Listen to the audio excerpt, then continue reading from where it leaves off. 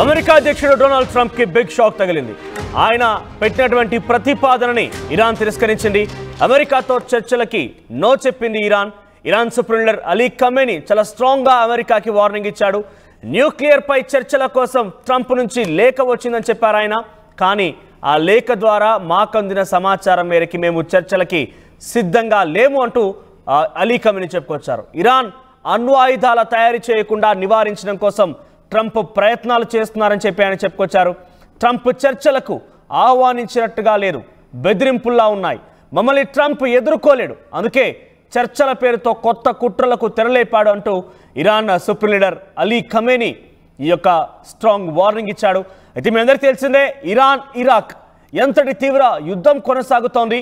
ఏకంగా ఇరాన్కి సంబంధించి ఇంకా మరికొన్ని దేశాలు కూడా మద్దతునిస్తున్నాయి. సౌదీ అరేబియా, యుఏఈ లాంటి దేశాలు కూడా ఇరాన్కి మద్దతునిస్తున్నాయి.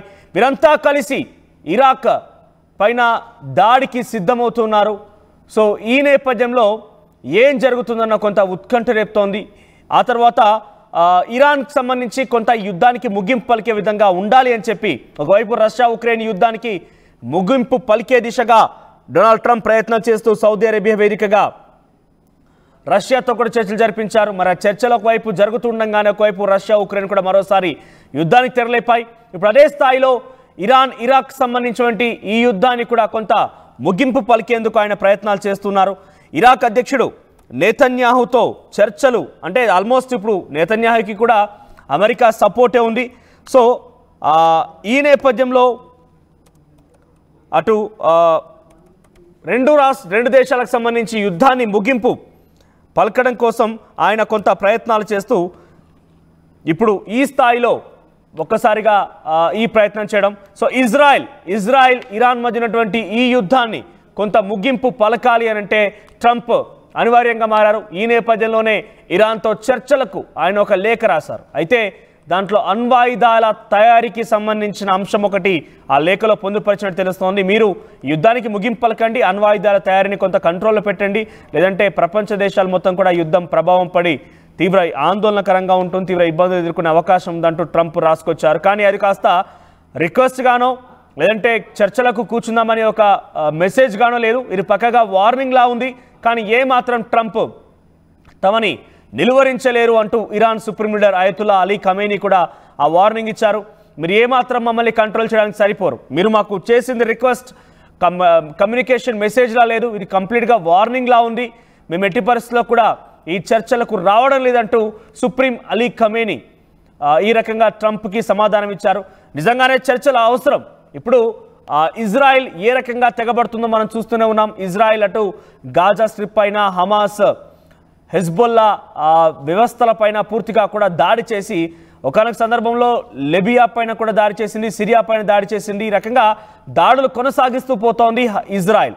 ఈ నేపథ్యంలో ప్రతి దాడులు కూడా కొనసాగుతున్నాయి, ఇజ్రాయెల్ పైన దాడులు కూడా చేస్తూ ఉన్నారు.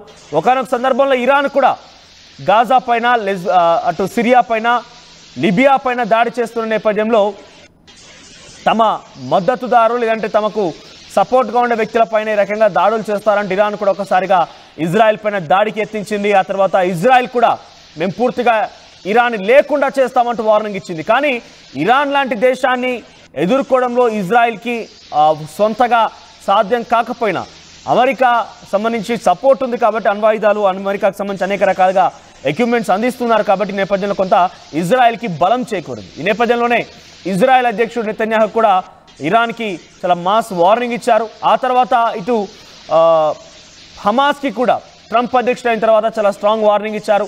మీ దగ్గర బందీలుగా ఉన్నటువంటి ఇజ్రాయెల్ పౌరులని, ఇజ్రాయెల్ ఆర్మీ మెన్స్ని కనుక విడుదల చేయకపోతే పూర్తిగా మీకు నరకం చూపిస్తానంటూ కూడా వార్నింగ్ ఇచ్చారని అధ్యక్షుడు అయిన తర్వాత కొన్ని నెల రోజుల సమయంలోనే ఈ వార్నింగ్ ఇచ్చారు. ఇజ్రాయెల్కి మద్దతుగా నిలుస్తూ అటు హమాస్ పైన ఈ స్ట్రాంగ్ వార్నింగ్ ఇచ్చారు. కానీ హమాస్ ఏమాత్రం వనకలేదు, ఏమాత్రం జనకలేదు, ఎట్టి పరిస్థితుల్లో వదిలే ప్రసక్తే లేదు. మీరు యుద్ధ విరమణకి, కాల్పుల విరమణకి ఒప్పందానికి ఒకవైపు జరుపుతూనే మరోవైపుగా ఈ రకంగా వార్నింగ్ ఇవ్వడం, ఇంకోవైపుగా యుద్ధాలు చేయడం, ఈ రకంగా దాడులు చేయడం అనేది మీరు ఆ యొక్క ఒప్పందాన్ని తిరస్కరించారు కాబట్టి మేము ఒప్పుకోము అంటూ కూడా హమాస్ తేల్చేసింది. ఇప్పుడు తాజాగా ఇరాన్తో ఒకసారి మంత్రాలు జరుపుదాం, ఇజ్రాయెల్ ఇరాన్కి సంబంధించి యుద్ధాన్ని కొంత ముగింపులకి అవకాశం ఉంటుంది కదా అని చెప్పి ఆలోచించిన ట్రంప్కి ఇది ఒక బిగ్ షాక్ అని చెప్పొచ్చు. Iran supreme leader Ali Khamenei ట్రంప్ని చాలా తేలికగా కుట్టిపారేశారు. నువ్వు నన్ను ఎదుర్కోవడానికి ఏమాత్రం సరిపోవు, నీ స్థైర్యం సరిపోదు, నీ ధైర్యం సరిపోదంటూ చాలా స్ట్రాంగ్ వార్నింగ్ ఇచ్చారు. అయితే ఇక్కడ ముందుగా ట్రంప్ రిక్వెస్ట్ మోడ్లో లెటర్ రాయాల్సి ఉండేది. ఆయన కొంత వార్నింగ్ లానే ఈ లెటర్లో పొందుపరచాలనేది ఇరాన్ భావిస్తోంది. సో ఇది అణ్వాయుధాల తయారీకి సంబంధించి తయారు చేయకుండా నివారించండి అంటూ ట్రంప్ చేస్తున్న ప్రయత్నాలు ఏమాత్రం ఫలించవు, అది ముమ్మాటికి మాకు వార్నింగ్ ఇచ్చేలా ఉన్నాయి కాబట్టి మెట్టి పరిస్థితులు యాక్సెప్ట్ చేయమంటూ ఇరాన్ ట్రంప్కి కౌంటర్ ఇచ్చింది. మరి దీనిపై ట్రంప్ ఎలా రెస్పాండ్ అవుతారో చూడాలి. ముగింపు పలికేందుకు ట్రంప్ ప్రయత్నం చేస్తున్నారా నిజంగా, లేదంటే ఇజ్రాయెల్కి సపోర్ట్గా వెన్నుపోటు చర్యని ఇరాన్ భావిస్తోంది కాబట్టి ట్రంప్ చర్యలని. సో నిజంగానే ట్రంప్ ఇరాన్కి వెన్నుపోటు చర్యగా చేస్తున్నారా, లేదంటే యుద్ధానికి ముగింపు పలకాలనే ఆలోచనతో ఉన్నారా? ఏదేమైనా ఇరాన్ వార్నింగ్ని ట్రంప్ ఎలా తీసుకుంటాడు, దానికి ఎలా ఉంటే ప్రతిస్పందన వస్తుందో చూడాలి. మరి